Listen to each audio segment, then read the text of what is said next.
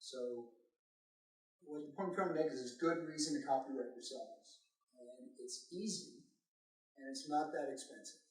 So here's what you need to know about copywriting, is that for every song there are two completely different sets of rights. There's a right in the song, and there's the right in the recording. That's a completely different copyright.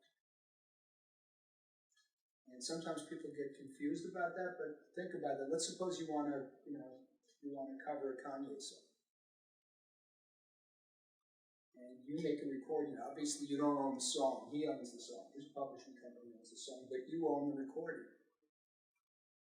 But if you record something that you've written, you own both rights, but it's a completely different set of rights.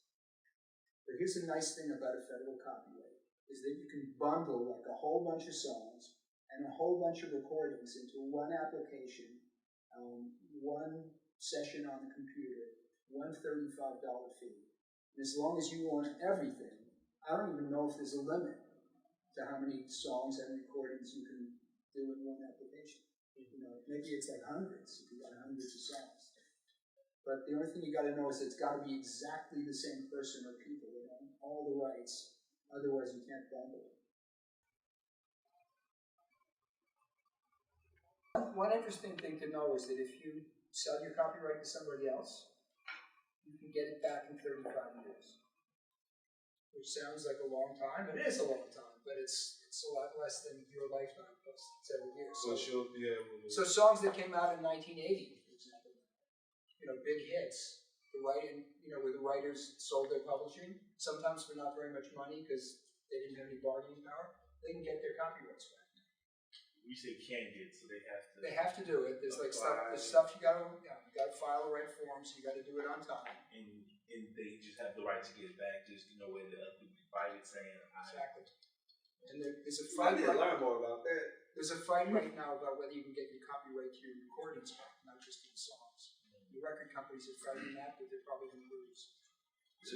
Even though they funded the recordings? Even though they funded the recordings. 35 is great.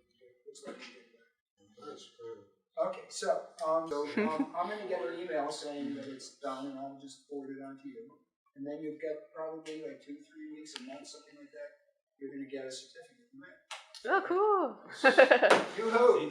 So that's how you copyright. Boy, it's hard these days. Because people don't buy records anymore. You got to throw a lot of money behind yourself. Yeah. Your record label, you got to throw a lot of money behind. Yeah, and there's not that much coming back. That's the problem. The problem isn't that, in a lot of ways, it's certainly cheaper to make records than it was 20 years ago. It used to be really expensive. You wanted to make a good sounding record, you had to go to a fancy studio and pay, several $100, maybe $1,000 a day. Pro Tools didn't exist. All that stuff was expensive. Distribution was really expensive. You can make good sounding records now for very little money. You can get distribution for next to nothing. The problem is the marketing. And the problem is that people don't buy records the way they used to. And you're right about that, because I have looked back at the whole aspects of records going platinum. You know what I'm saying? From back in the days to where our records went like triple platinum. You know what I'm saying? You feel me? Yeah. You need a diamond because and I know it's now because of the technology or whatnot, but it's still like people are still not buying it. So like if an artist nowadays go platinum or whatnot, it's a big deal. You know what I'm saying? It's a big deal. But like back in the days or whatnot, artists is like 112, Biggie, you know what I'm saying? Tupac, all them, they was doing like crazy platinums. You know what I'm saying? Crazy sales. Yeah, man, and that's crazy. Because I was looking back at some stuff like 65 million records just off this record. Like, the music's got to be fabulous, or you got to, not just good, but really, really good. Or you got to have a name somehow, or you just got to have a fan somehow who works for an advertising agency. Sometimes it's really weird. Artists will get calls from some advertising agency offering a lot of money. And how the hell do you know I existed? Well, my friend played me with music and I really liked it.